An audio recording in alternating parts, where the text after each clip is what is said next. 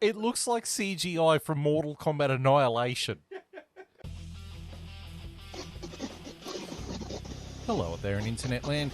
This is episode 5 of the 2024 season of the F1 Chat. I'm your host, Phil Lamington. Seated to my right is a man who he wishes his entire season was not designed in Excel. And that's Longhorn. How are you, Longhorn? I'm good. Yeah, good call. And seated to my left is... Wait. Hang on, what? What? Where the fuck is JB? What the fuck? Actually, JB is away on assignment, but we've got him via long-distance phone call, or an STD as we used to call it back in the day. How you going, JB? I'm sure there's plenty of STDs around here, mate. Don't worry about that. Yes, here I am. I was so going to say something, but I'm just like, oh no. Barry listens to the In show. the middle. I ran into Barry earlier today too. How's he going? Oh, he said he might actually show up tonight, but clearly that is not the case. These Gotta were- take everything he says with a grain of salt, boys. Yeah, I swear he's been meaning to show up to the podcast for about 2 years now. yeah. At the start he was like, yeah, I'm in, and then he never showed up. Alright. Okay. That's alright. Right, so earlier this week, on an extremely long weekend for JB and I, we got to watch the Japanese F1 from Japan. Suzuki. Yep, Suzuki in Japan. The Suzuki boys. Suzuki boys. Suzuki, but it's owned by Honda. I tell you what, he did that this weekend, didn't he? Into the wall. He's just grateful he had a chassis to still drive. It's amazing when you scrounge up when you use Excel. Yeah, there's not too many of them getting around, that's for sure. Right, so we had an F1 race. It wasn't too shabby. It did get a little bit boring in places, but it wasn't too shabby. But through the benefit of technology, we're able to get JB to do the F1 report. So, take it away, JB. Yeah, boys. For those with the benefit of flash photography, the 2024 MSC Cruisers Japanese Grand Prix from Suzuka. In Japan. Lap 1. Max Verstappen starts on pole position alongside Red Bull teammate Sergio Perez. Max Verstappen gets the whole shot. Further back, Daniel Ricciardo and Alex Albon make contact and spear off into the tyre barriers, triggering a red flag. Lap 3, the race restarts from standing. Max gets the whole shot and most cars settle into position. Lap 5, Valtteri Bottas passes Esteban Ocon. George Russell passes Yuki Tsunoda. Lap 11, Logan Sargent passes Pierre Gasly, who has a terrible exit out of the final corner. Lap 12, Lando Norris pits for hard tyres. Lap 13, Oscar Piastri pits for hard tyres as both McLarens struggle with high degradation. Lap 14, Zhou Guan Yu retires from the Grand Prix with a gearbox issue. Lap 16, Carlos Sainz and Sergio Perez pit for mediums. Lap 17, Max Verstappen pits for mediums. Lando Norris sweeps around the outside of Lewis Hamilton into turn 1. Sergio Perez sneaks down the inside of Lewis Hamilton into 130R in a brave move. Lap 18, Lando Norris passes George Russell. Lap 19, Sergio Perez passes George Russell for 4th. Carlos Sainz passes Lewis Hamilton for 6th. Lap 21, Max Verstappen passes Charles Leclerc for the lead of the Grand Prix. Carlos Sainz passes George Russell. Lap 23, Sergio Perez passes Lando Norris for 3rd. Lap 26, Charles Leclerc runs wide, losing position to Sergio Perez. Leclerc and Norris pit. Charles Leclerc beating George Russell out on the exit while Lando Norris gets stuck behind him.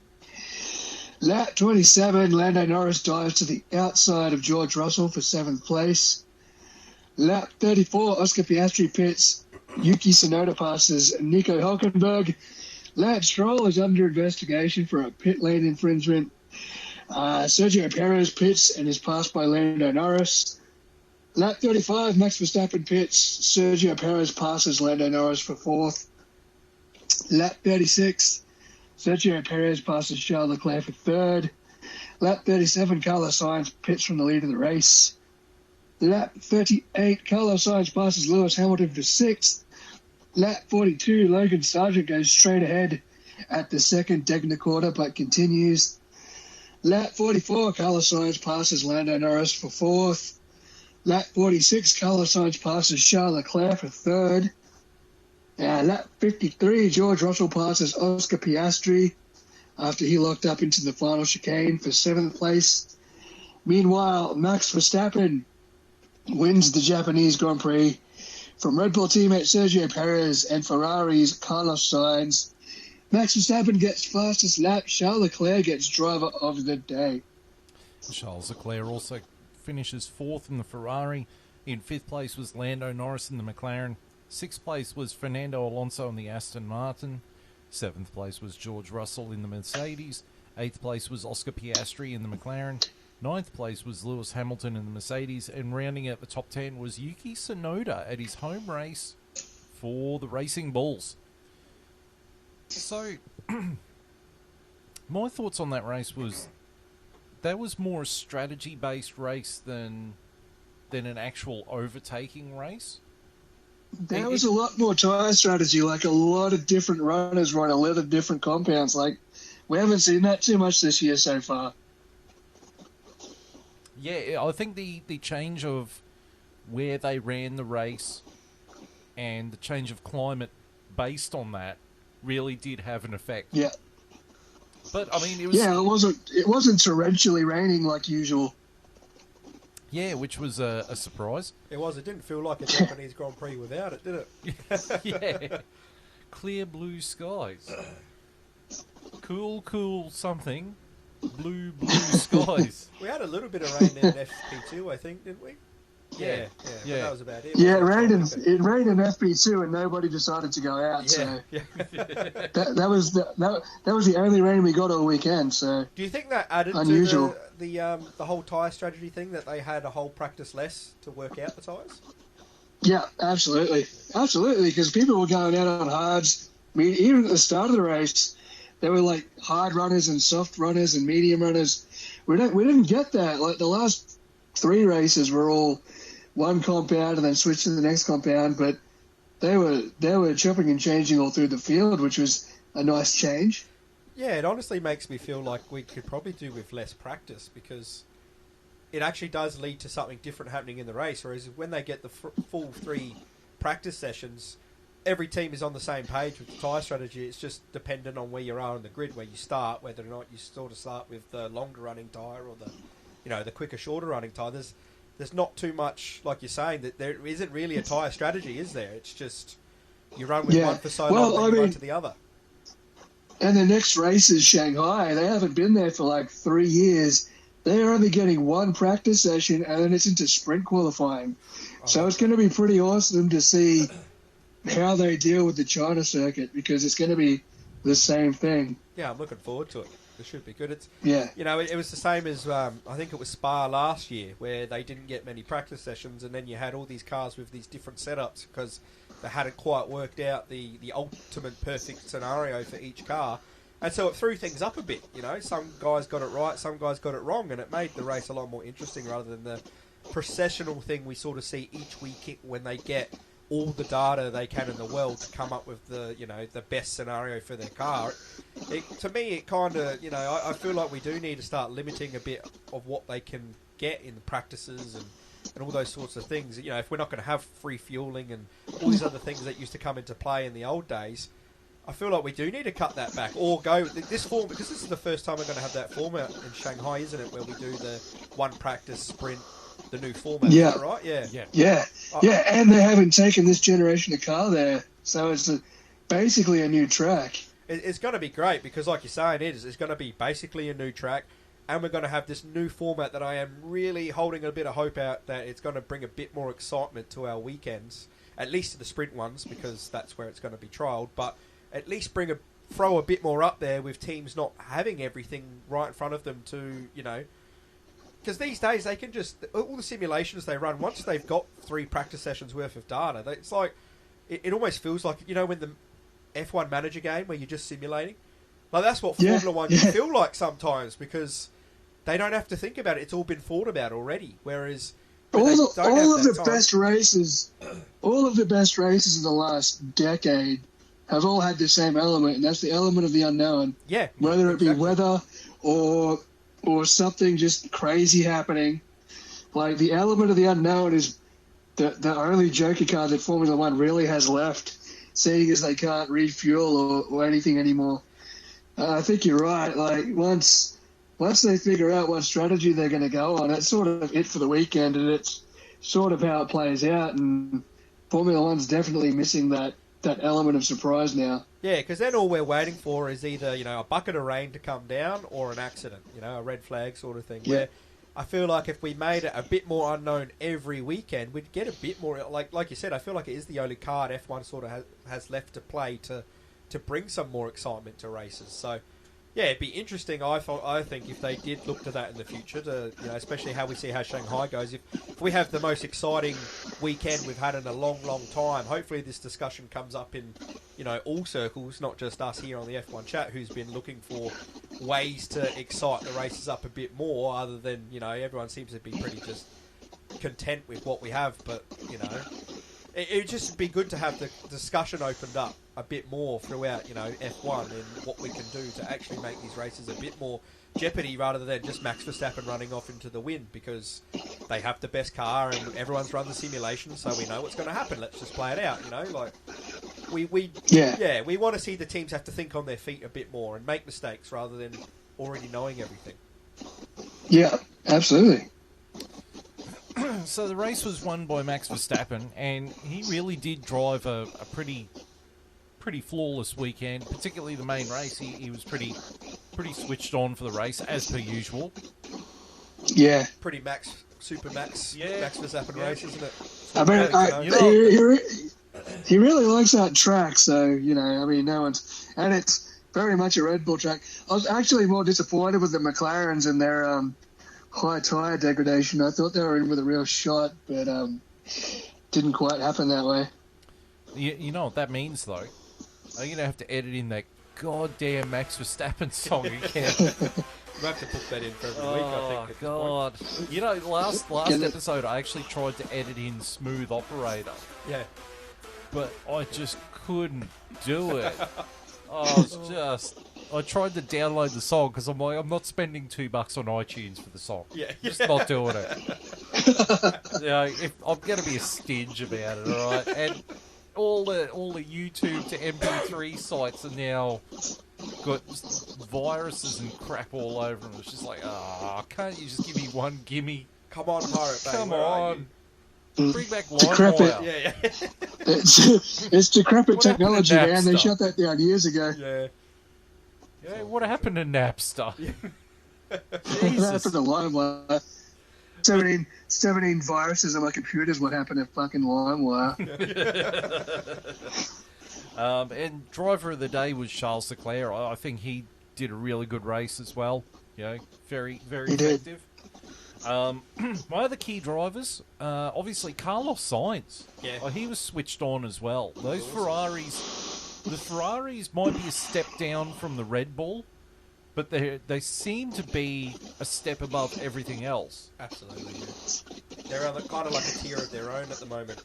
But yeah, they are clearly the second best car, and they had a very good weekend. But the thing is, we're not going to really know what that Ferrari can do. I mean, with all these tracks we can. But then when we get to the tracks like Monaco and Azerbaijan, that's when we're going to see what the Ferrari can do as well, whether it can handle the slower tracks. So yeah, absolutely. That might be where the Mercedes comes alive. Well, they got to come alive somewhere because they haven't found it yet. I'm not looking forward to Monaco. Yeah, not as a Williams fan. No, you're looking at it the wrong way. It could be a way of getting rid of Logan Sargent. Just knock him out of the park. And all our chassis for the rest of the year. Like, we might literally be sitting out by the halfway point. Oh, yeah, I forgot about that. What's the record for the most amount of walls hit at Monaco? Because I bet you Logan Sargent's gunning for that title. But who's the guy that flipped into the harbour back in the 70s?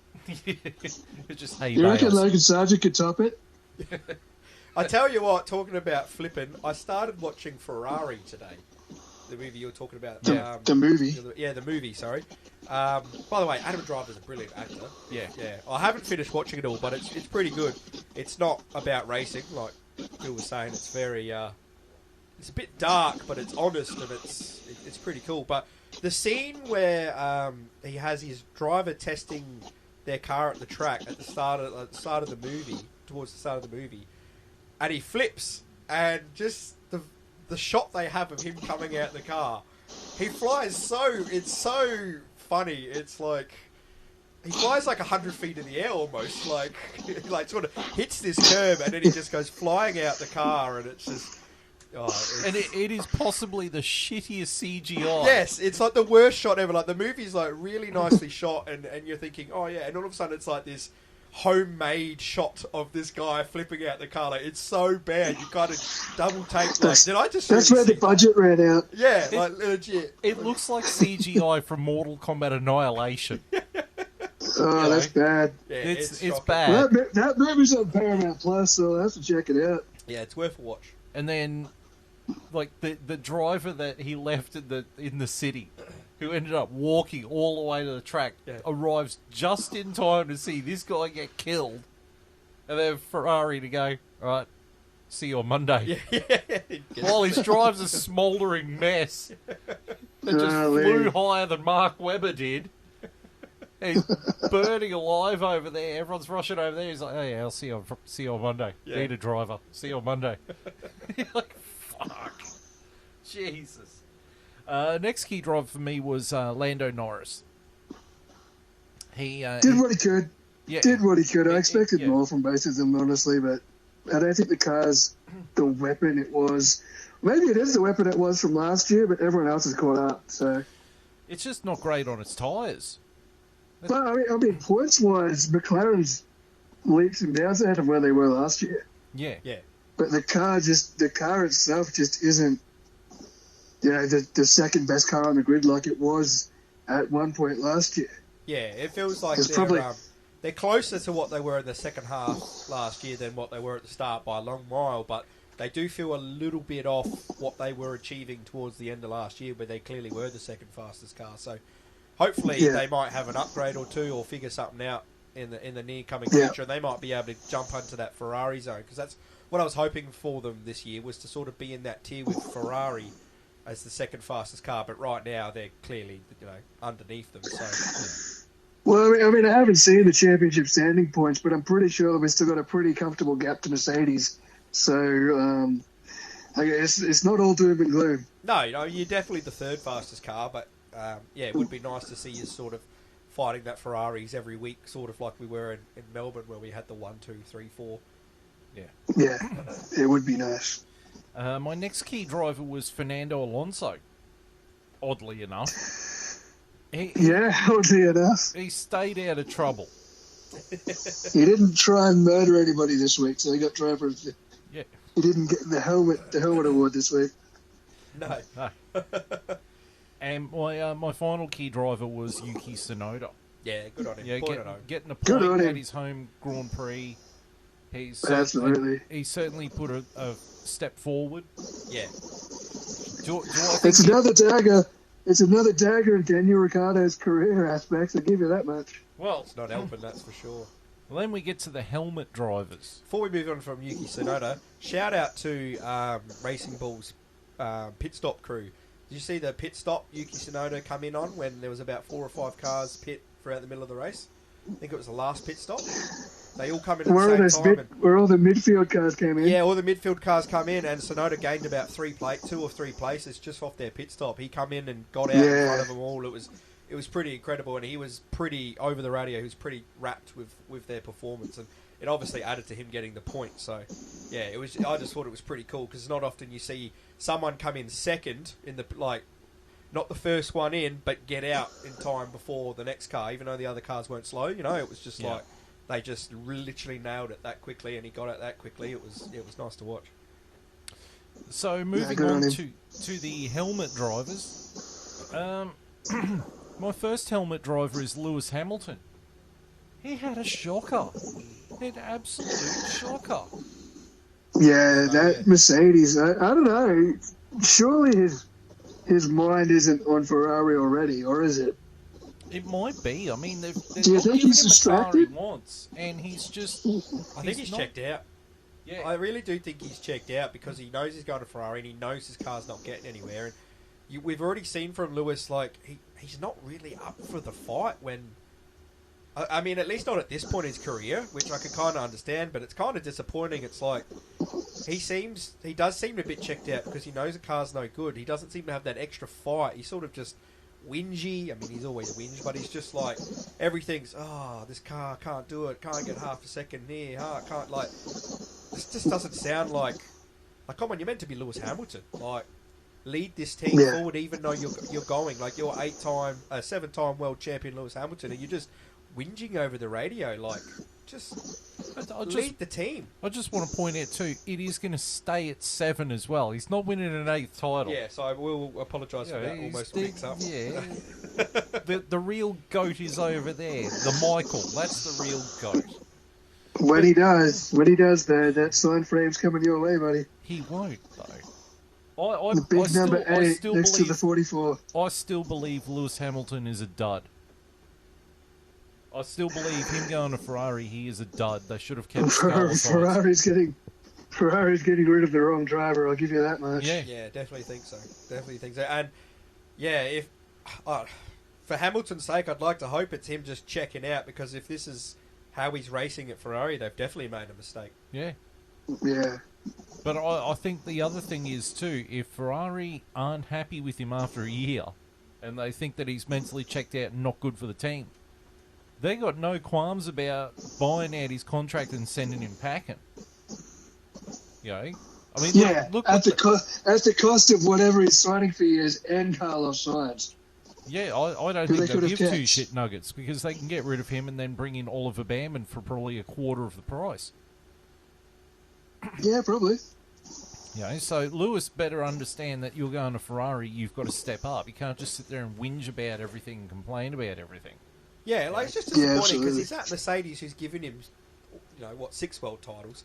They've given him the car. Okay, they haven't got it right this time, but I mean, come on, man. They gave you, years and years of domination. They've given you your world championships. Go out as well as you can with them. Don't go out sooking.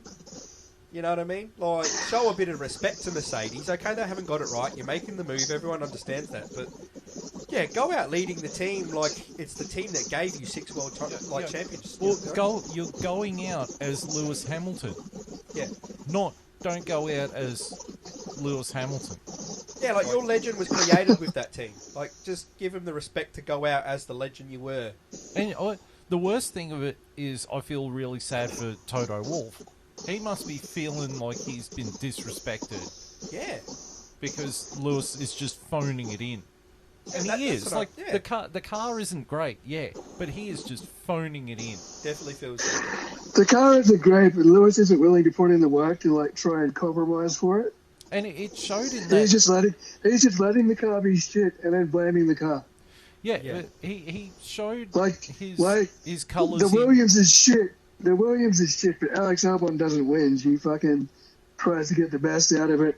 Yeah. The McLaren wasn't the best for ages. Lando Norris busted his ass to get the best out of it.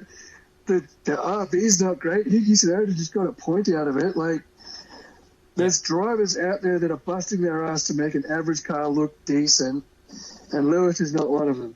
Yeah, and he's sooking because he's had it so good for so long. It's like, mate, there's guys in cars that are scrapping for 1 point, and you're whinging because you're just not winning every week because you're used to it. It's like, well, suck it up, princess. Like, You know, there's way worse situations to be in, and like exactly like you just said, there's guys putting in the effort in average cars. Why aren't you doing the same? Exactly.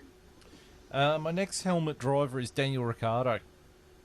I do find him responsible for that accident with Albon. Lap 1. You know, incident for me. I mean, granted, I know he was looking at the left side, but you're an F1 driver, and it's the end of, turn 2. True, he definitely should have been more cautious of his right side. He should have been looking in his mirror, but... I think Daniel Ricciardo is cooked. I think... Yeah. Well, he's not going to Red Bull. Yeah, he's not going to Red Bull. Unless a miracle happens, he is not replacing Perez. No, and then Perez has done everything he's had to do so far this year, so there's no question whatsoever on him going anywhere for now. And I don't think Tsunoda's going to replace Perez either. No, I don't think so. I think they'll keep Perez. I don't know if Red Bull's taking Yuki Tsunoda seriously, and I only think it's got to do with his attitude issues. I think if you fix that up for the rest of the year, he would get a shot, but I think it's too late. I think by then they would have re-signed Perez, so... Yeah, at this stage, I just don't see Perez really losing it. And my final key driver, helmet driver, Logan Sargent. Again. Yeah. He's just perpetually on the list. Yeah, he's what you call alumni. he's in the Hall of Fame. Yeah. How are you boys thinking this week? Maybe Daniel Ricciardo? I mean, he did ruin 2 races. I'm thinking Daniel Ricciardo. I'm going to give it to Lewis Hamilton just because I find that attitude really disappointing out of a guy who's meant to be this legend and everyone loves. It's like, is that really your legend, a guy who goes about it that way? You can see an argument for both. I mean, Daniel Ricciardo made what you could describe as a rookie mistake. But Lewis Hamilton just wasn't switched on all weekend, and I don't think he's been switched on all year. Yeah, I don't think he has either. I think race 1 he was, and as soon as after race 1 he knew he wasn't going to be winning races, I think that's when he checked out. Yeah. So you're going for Daniel Ricciardo. I think he's just made a mistake at a bad time. Not only did it ruin 2 races, but it's ruined his chance at a Red Bull seat. Yeah, I'm going to go with Danny Rick as well. Yeah, that's fair enough. Give it to him then. 2-1. All right. News items. So we had a breaking news item today, which is Fernando Alonso has signed a 2-year deal with Aston Martin. 2 more years. 2 more years. Jesus, 2 more years of making Daddy Stroll's son look horrible. Why would you do that? Obviously, Larry Stroll loves him enough, huh? Well, I think he tried to get his foot in the door at Red Bull, and Red Bull went, nah. Yeah, 100% he was shopping around. And I think that he honestly believes the Aston Martin is better than the Mercedes. It is. Even though it is a point behind the Mercedes in the constructors. But I think that the reason why the Aston Martin is a point behind Mercedes in the constructors is not because of Fernando Alonso, but because of his teammate. Yeah, it's not the car. I think the car's better than Mercedes. It's that Lance Stroll can't bloody do anything in it. Yeah. Well, Alonso's beating both Mercedes every week on his own, so the fact that they're only a point behind when it's one driver versus 2, because Mercedes at least does have 2 decent pair of hands, so I know we're talking about Hamilton phoning it in, but George Russell's going to be doing everything he can every week. And even Lewis Hamilton phoning in is still going to get points most week, I guess, because that car's going to be in it. But Lance Stroll can't even get a bloody point. Where did he finish this race? 16th or so? Yeah, well, he didn't even get in out of Q1. Yeah. I think he got points last race, from memory. I don't know, I could be wrong. He did, but he needs to be getting points every race. Yeah, he's got to consistently. He's got to be consistent. Yeah, with how bad the midfield is this year, who's the top of the midfield? Haas, brother, you know what I mean? Like, yeah, like come on, Lance Stroll, you can't beat a Haas every week, it's it's crazy. It's crazy that the Haas's are as good as they are. But Alonso's re-signed with Aston Martin, so I mean that's a coup for them. As long as he keeps driving like he is, definitely. Yeah. I wonder where it's going to click off though. They're not leaving. They're not leaving any money on the table by keeping him there for another 2 years. Certainly not. He's not declining Ding! in you know. Got the money on the table reference. It's just lit up on the board here. Ding, ding. Put it in. I thought you were doing the bloodline. Well, it's funny you should mention finances. Yeah, this is an unofficial news item. Unofficial, all right? So is it a rumour? Yes, it is a rumour. So here's the rumour. Lawrence Stroll's financial backing partners have had enough and want Lance Stroll out of the team at the end of the year. They want to move him over to their hypercar project. Yeah. That's been in the pipeline for a while, actually. Yeah. No, apparently... Like that rumor's been trucking along for a while. Apparently they want Lance to spearhead the Le Mans project. Yeah. Because they want results in the Formula One team. Yeah, and they're they not don't going to get him with him. If they want to be competitive in the constructors, sorry Larry, but your son's got to go. He has to. He's just not He's not quality driver. He's not. Who do you replace him with? Is it Carlos Sainz? Well, Yuki Tsunoda could go there Honda because pairing. they got Honda in 2026. But do you want to take the risk with Yuki Tsunoda? I would. I mean, they don't have to make that decision towards the end of the year. I'd see how Yuki Tsunoda's going. I think his driving is there. Like, for me, Yuki Tsunoda's deserving to be on the grid. Like, he's one of the better drivers on the grid compared to, guys who are fine to lose their seat. Guys outside of the top cars. His only issue has just been his maturity and his emotion issues. So if he can pull that in, which I know it's a very small sample size, but outside of that race one where he lost it like a banana head and won helmet of the week, he's been pretty good over the radio. I know it's only 4 races, like it could come out in any moment, but maybe they've gave him the ultimatum, it's got to stop, and maybe he's finally switching on. And if he can keep his head cool for the rest of the year and drive the way he is, he's deserved to go up the grid into another seat. Like, he's the only driver in a lower tier seat putting his hand up outside of Alex Albon, that's really putting their hand up to say, I deserve to be on the grid and deserve to be in a better car than I'm in. Everyone else is just taking a paycheck, essentially. So, yeah, there's no doubt for me, Aston Martin would be a step up, and it would be I think it'd be a good move for them, especially with Honda coming in, and especially if they've already got Fernando Alonso. So I could see it definitely being a great partnership. I think they just got to wait the year out, because I don't see Carlos Sainz going there. I know that would obviously be the big coup, but I feel like Carlos Sainz would go to Audi before he would Aston Martin. You know what I mean? Like, yeah. So, Tsunoda for me seems like the most ideal driver because he's got talent, he's up and coming, Honda partnership, he's got pace, and he put the effort in to make it a decent car as well. Exactly. Like he's putting the effort in to make the RB get points, which is something that looks good on the resume. Exactly. Right, so that's the news items I've got. But then you brought up the subject, so we might as well take the ball and run with it. What are we going to do with Carlos Sainz? Howdy. Well, there's 4 teams that have seats, potentially have seats available for next year. So you got Red Bull. Obviously, Perez's seat is up for grabs. I don't think they're going to let go of Sergio Perez. I don't either. Unfortunately, I think, we had all the question marks over Sergio Perez last year, and they were valid because of the way he was driving, but he still finished... Did he still finish second last year? Is that right? Yeah.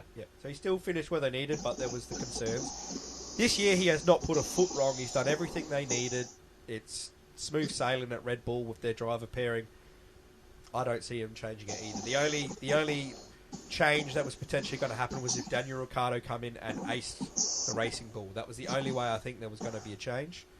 Unfortunately, I don't see Carlos Sainz going there either. So I think the Red Bull seat's off the table because I think they'll just keep Perez. Yeah, they seem happy with Sergio, don't they? Yeah. I mean, he's doing enough to keep the seat, and he's not really going to challenge Max Verstappen. Yeah. So the next seat that's available is Lewis Hamilton's at Mercedes. There's a rumor I can see that. Yeah, there's a rumor that he's thinking of taking that, and we might hear about it soon, because the rumour is that Audi has given Sainz an ultimatum to let them know within the next 2 weeks whether or not he wants to take their seat for 2025. And obviously Carlos Sainz is doing the smart thing and sort of seeing what other interest he's getting with the way he's driving at the moment. But Audi's basically said, no, you've got to choose us soon or not at all. So apparently there's an offer from Mercedes. So I don't know, what would you guys think's the better option for him, Mercedes or Audi? For me, I'd go Audi. I would too. The main reason you do get to spearhead the new pre, and I think I said this in a previous podcast. You can be part of the development from the start. That's right. You can get a car that's built around you instead of a car that's already half built around George Russell and half built around Lewis Hamilton. Yeah, exactly. You can design the car the way you want it with factory backing. Yeah. And, and we have the car your way. We know that Audi don't half-ass it. Like, they're in. They're going in. Yeah. They're going oh, yeah. You look at any of their Le Mans projects, they don't half-ass anything. No. Yeah, I mean, I'm going to compare Audi's entry to Formula 1 as well as Mercedes. I imagine they're going to be as meticulous as Mercedes is, German manufacturer like them. As we're saying, he gets to spearhead that project. He gets to be the clear-cut number one. The car gets built around him. Sure, 2025 is going to be a write-off, but that's in the background. It's going to be that development, and he can come in 2026 with a car built around him and a manufacturer that is going to give him the effort he'll get from Mercedes. Like he's not jumping back to a second half-ass manufacturer. He's going to a team that wants to win, like wants to be good in F1. That's the motivation for him, And the slate's wide clean as well, because you go in 2026, all the cars are new anyway. Yeah. Everyone's back to zero. It's not like you're coming in at a disadvantage because the team's new. The car's new. Everyone's car's new. And Audi's most likely going to be probably putting the most effort into the 2026 because they're not doing anything else. All the other teams They've probably already started. All the other teams are still worried about this year's car, 2025 car. Like Audi's probably putting everything in the background just for 2026, whereas every other manufacturer's still got next year to worry about. Then they've got to worry about 26. So, they've got a lot on the table. So, I would personally go the Audi route if I was Sainz. And we also short-term pain, long-term gain. That's right. And I think Audi is even more fastidious about their stuff than Mercedes are. Add to that, you've got Andreas Seidel. Yep. You've got James Key, who Carlos Sainz has worked with both of them at McLaren. Yeah. So he's got his foot in the ground there. And he will be the team leader there. Yeah. Which means, like you said, JB, everything is built around him. He is this team's Max Verstappen. Yes. Whoever comes in has to work with him. So it's... Whereas at Mercedes, he won't be that because George Russell will be the leader of that team. Carlos Sainz will be respected, but he won't be the man. He'll have to step into a car already built around other drivers, and Mercedes have already showed with this regs they don't always get it right. Yeah, I know we had those years of dominance, but they had those years of dominance where they basically petitioned to get an engine put in a car that they were the leaders in the world of building. Like, you know what I mean? Like, they had the head start to that regs. They, that's why they dominated for so long. And then when we got a new clean slate of regs, they're not winning races anymore. No. We're talking about them as the fifth best car on the grid at the moment. So there's no guarantee just because it's Mercedes and they've done it before that we're going to roll into 2026 and we're going to get the Mercedes domination car again. Whereas in Audi, I feel like you're getting a clean. I do feel like you're getting a better. You've got to get a better package to be successful than you will Mercedes. Even though obviously they've shown it before, they've also shown they haven't with this Rex. Yeah, absolutely. And I mean, the only other option is to replace Lance Stroll at Aston Martin. Which seems like the lesser option of all of them at this point. Yeah. To be honest, I'd rather go them than Mercedes. I would too. Yeah, Mercedes is a bit of a poison chalice at the moment. Yeah. I just really don't think it's... which is crazy considering 3 years ago they were the most dominant constructor we'd ever seen. Yeah. But I mean, times are changing. Everyone on the internet and all these F1 journalists think that Mercedes are hedging their bets on Kimi Antonelli. I think it'll be still too early to promote him, no matter how good he is. I personally see them he hasn't really jumped off the page in Formula 2 yet either. No. I don't think he hasn't won an F2 race yet. I don't even think he's been on one podium. And the worst thing is they can't get Albon because Albon's under contract with Williams until the end of next year. Yeah. Oh, man, that should have been Alex's seat. Yeah. Unless they buy him out of his contract there. Which they could. Well, they could do. If they're desperate enough, they will. I mean, I still see... If they're looking for a good pair of hands, like, he's there. I still see Albon being the guy to go to Mercedes before Sainz, if that makes sense. I still see that more viable, even though the seat's completely open for Sainz and they don't have to buy him out. I don't know, it doesn't feel like the right fit for him for me, you know, whereas Albon it does, because it's a step up, and it kind of works for Mercedes, because they could give him a couple-year deal, and if he flimbers out, that's when Antonelli can come in, whereas for me, Sainz has shown that, like, he's going to be on this grid for a long time, like a lot longer time. Why not? Audi gives him more years as well. Like, if he goes to Audi, he's getting 4-year, like, he's not getting 2-year contracts. Yeah. Whereas if he goes to Mercedes, I feel like he's only going to get a 2-year contract because they have Kimi Antonelli in the wings, and they're quite high on him. Yeah, or not even that. They'll just keep giving him 1-year contracts and extending it every year. Exactly. Whereas Audi, I feel like they're going to go, you're our Max Verstappen, well, let's lock you down for 4 years. We want you to spearhead this regs, you know, be our everything. And they'll just stand there and you know, throw cash at him until he says yes. Exactly. And because they've got real money. Audi has real money behind this project. Real German money. They're not going to leave any money on the table, that's for sure. Yeah, no money left on the table. It'll be in whoever's wallet. Carlos Sainz's pockets. It'll be in his bank account. Clean and clear. Clean and clear. But then it does leave the question of, if Kimi Antonelli is not ready, Alex Albon is still under contract with Williams, and Carlos Sainz signs with Kick Sauber Audi. Who the hell's going to Mercedes next year? That is an interesting one. It's not Fernando Alonso. And it's clearly not Fernando Alonso. He just re-signed with Aston Martin. Yeah. Well, there is one name who could go there, and I don't want to say it. Who are we thinking? Ocon. He's still managed by Toto Wolff. True. See, and you know what? You know why that could happen? I only sent him there for a year. Yes. Placeholder till Kimi Antonelli was ready. That's the only way you get there. 1 year. You're not staying any longer. 100%. We just need a placeholder until Kimi Antonelli is ready, and then you're out the door. That's 100% the only way he could get in there. But it could happen, you're right, Phil. That's 100% a thing could happen. Maybe Stoffel Van Dorn, just for a year as a placeholder. Mika Hakkinen comes out of his sabbatical. Yeah, spring his sabbatical to the end. Can you still get $12 Stoffel Van Dorn McLaren hats on the McLaren website? I go down to about $12. Yeah, very good. Fuck yeah. Have to get some. I don't know why that's still a merchandise item, but it is. But I do still... There are big sort of rumblings that Andreas Seidel and the Audi group want Bottas and Zhou Guanyu gone at the end of the season. They want them gone. They want Hulk. They want Sainz. Yeah, right. They want Sainz and Hulkenberg. Yeah. Why does everyone want Hulkenberg so bad? Don't know. Why do you want Hulkenberg? Mick Schumacher is right there. Yeah.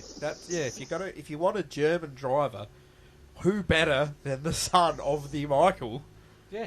The Mick. Yeah. The Mick, you know, like, who can drive. He's won F2. You know, he had some alright drives in a really bad Haas car. I know he had the accidents, but the guy was getting better when they got rid of him. You know, he was improving, so... The biggest crime is we never saw him in a decent car. Because he's probably got pace. Oh, yeah. Yeah. But you'll never get to see it unless he gets that second shot. Wow. That's who could replace Lewis Hamilton at Mercedes. Isn't he a reserve driver for Mercedes? Yes. There you go. Mick Schumacher. Yeah. Oof, that'd be huge. Oh, that'd be cool. There's a bomb right there. F1 chat bomb right there. Lock it in. That would be massive. He's got to get in the grid next year, though, doesn't he? Schumacher if he wants to get back into Formula 1, Yeah. whether it's Mercedes or not. Like, I feel like he's definitely got to push into a seat next year, even if it's not Mercedes. Come to Williams. Fuck, I'd have him in a heartbeat. But Drive where your uncle drove. maybe that's a way they get Albon. You know, maybe they give us Schumacher and we give them Albon. Yeah, you know? Do a bit of that could swapsies. work. Yeah, leave some money on the table for her. Yeah. Yeah. Or maybe Bottas goes back to Mercedes for a 1-year rental. Look, I think that Bottas is going to replace someone at Williams. Yep. Zhou Guan Yu is going to go to Haas. You reckon he'll stay on the grid? Yeah. Zhou Guan Yu? Yeah. Probably just because of the money injection, Yes. right? Yeah. Because Haas will have Zhou Guan Yu and Oliver Behrman. Nice. Yep. I think K-Mag is done. Yeah. He is done. He has passed his use-by date. He's done what he's needed to for Haas, to be fair. But, And Hulkenberg will go to Kick Sauber. Audi project, yes. So, Unfortunately. I think if Albon went to Mercedes, the only lifeline that Daniel Ricciardo has is if he goes to Williams as well. Unfortunately, I feel like if as soon as he gets dropped from Racing Bulls, if he does, I feel like that's career over. Yeah. Formula One. Yeah, That's he needs my to come back to Australia and do something at Australian Supercars. Yeah, I just feel like unfortunately it's not. He'd working. be a big drawer in Supercars. Like, he would be a massive drawer in Australian Supercars. Yeah, and it would help Australian Supercars because fuck knows they need all the help they can get. I mean, he'd be a draw anywhere he went. Any other category he went to, he'd be a draw. You know, he's just not a draw in Formula One at the moment because you know Formula One is the 20 best drivers and 19 best drivers and Lance Stroll on the grid. 18 and Lance Stroll and Logan Sargent. Yeah, true. Yeah. Right, so we're going to move on now to the driver standings. So in first place in the driver standings, we've got Max Verstappen on 77 points. Second place is Sergio Perez on 64 points. Third place is Charles Leclerc on 59 points. Fourth place is Carlos Sainz with 55 points. Fifth place is Lando Norris with 37 points. Sixth place is Oscar Piastri with 32 points. Seventh place is George Russell with 24 points, and he is tied with Fernando Alonso. Ninth place is Lewis Hamilton, and 10th place is Lance Stroll. Don't know how Stroll is still in the top 10. He's doing it again. It's because Oliver Behrman hasn't driven in F1 since. Yeah. And the constructors got Red Bull Racing on 141 points. Ferrari is on 120 points in second. Third place is McLaren with 69 points. Fourth place is Mercedes with 34 points. Fifth place is Aston Martin with 33 points. So if Lance Stroll retrieves finger from buttock and gets some decent points, Mercedes could slip down to fifth place. Yeah. Imagine Mercedes being behind Aston Martin and McLaren. They're going to go nuclear. Two customer teams. Toto's going to throw all the Bose headphones at fucking everyone. It'll be Michael Massey's fault. Lewis Hamilton hasn't won a race since Michael Massey was resigned. What's the real conspiracy? Bring him back. Yeah, I don't see what he's complaining about. In sixth place is the RB with 7 points. Seventh place is Haas with 4 points. Oh, you're going to love this. Legitimately in eighth place with 0 points is Williams. Yeah, moving back up the grid, baby. Ninth place with 0 points is Kick Sauber. And 10th, right where they fucking belong, is Alpine with 0 points. Just like, not only is Alpine last, but how are they losing to a team that has 50-second pit stops because they can't put a bloody tyre on properly every week? That's terrible. How are you slower than that? Or how are you slower than a team one car made in metal and Excel and one car that can't design wheel nuts. Yeah. And you're slower than both of them. The whole of France can't build a car. Oh. To beat that. They might as well just make the car out of croissant. Yeah. They probably have. That's probably the problem. It was designed in the same Excel that Williams are using. Yeah. They're sitting there, all these French people going, "Oh, toile de moustache." They've just got bits of croissant mixed into the carbon fibre. drinking fancy coffees from small little cups. Oh, I can't believe a wax team is that bad. Yeah, that's the astonishing. Good on Alpine. Oh, look, I think the only thing that Alpine's got right now is just sell the team to Andretti. Just sell it. I wonder how Ryan Reynolds and all those celebrities feel after putting their money in last year. Yeah. They're probably looking Just at the watch team. it plummet. They're looking at the team boss going, we hired a fucking turtle. Yeah. What have we done? What have we done? Right, so now we get to the fun part, which we forgot for a couple episodes there, but we're still here. The social medias. So you can watch this on Vindicator 18 channel, the F1 Chat. You can also watch it on the F1 Chat 1 channel. You can interact with us on Facebook on the F1 Chat. You can interact with us on Twitter and OnlyFans with the F1 Chat 1. Don't forget the 1. Don't forget the 1. We're going to have to start an F1 Chat OnlyFans, aren't we? Just to have an extra way to get a hold of us. Oh, grief me. You can watch these videos on Rumble on the F1 Chat, and we are on the Spotify with the F1 Chat. That is us. That is us. So we are back next. That is us. Next weekend is the Chinese F1. Is it Shanghai? This weekend coming, or we got a break? We got a break this weekend, and then we're back next weekend. So this was our first foray into using technology to do this. I think it turned out pretty damn well. Yeah, we've definitely upgraded, haven't we? Yeah, we're moving on with the times. Soon we'll invent the Hopefully wheel. Hopefully the audio's all good, boys. Yeah, the audio sounds alright. It actually sounds like a genuine radio show now. Yeah. Two people and someone on a muffled phone calling. Yeah, it's okay. Exactly. It's really accident. It turned out really good. Yeah.